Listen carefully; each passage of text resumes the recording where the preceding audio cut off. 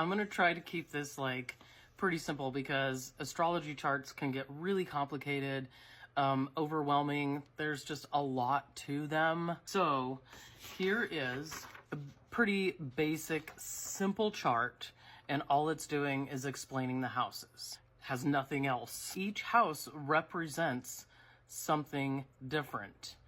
And so we have all of the houses in our chart. So for example, the 7th house is about partnerships and marriage, contracts, business. The 12th house is about spirituality. The 2nd house is about self-worth and your possessions, your values. They all represent something different.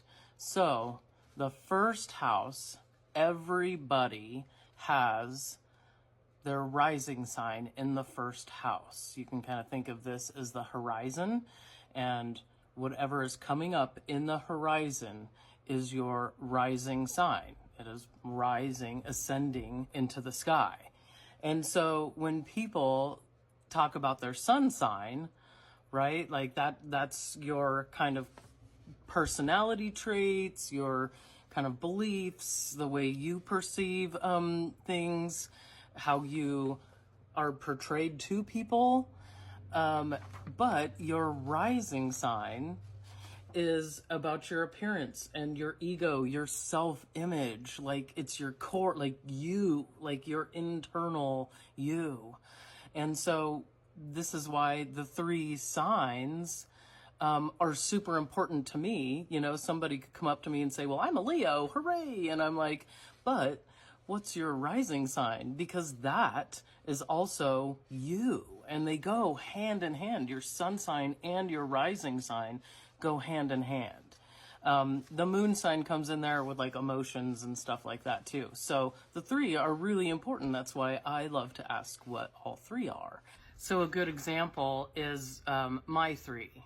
So Cancer sun, Cancer moon, but Virgo rising. So Cancer is a water sign, Virgo is an earth sign. And I've had several people throughout my life, and they're like, you just kind of seem like a Taurus. You just kind of seem like a down-to-earth type of person. And I'm like, well, that's probably because of my Virgo. That's my rising sign. That is like who I am. I'm kind of down to earth. It just makes sense to me, right? Because Virgo's an earth sign. Taurus is an earth sign. So see how that works? It's not that I'm just like an emotional watery Cancer, you know?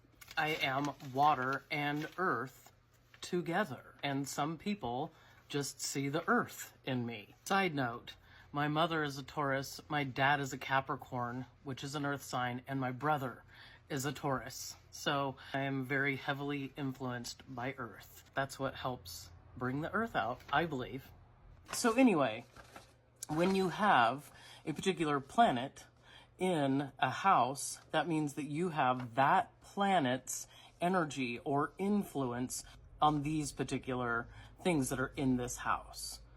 The planets all have their own things that they represent too. Like Mercury is like communication, Saturn is like discipline, responsibility, like they all have something. So that's pretty much it. We all have every single house in our chart. And then when you have a planet, it is more just energy or that influence on that house. Everybody has a rising sign in the 1st house. Your sun sign, your moon sign, all of the other planets and all the stuff, they're always just kind of like sprinkled in there, you know, just depending on where you were born, the latitude and the longitude and all the things and what other planets were in the sky. So I hope that helps. I didn't want to make it too complicated. I hope I didn't. If you have any other questions though, I am so glad to help. Just let me know.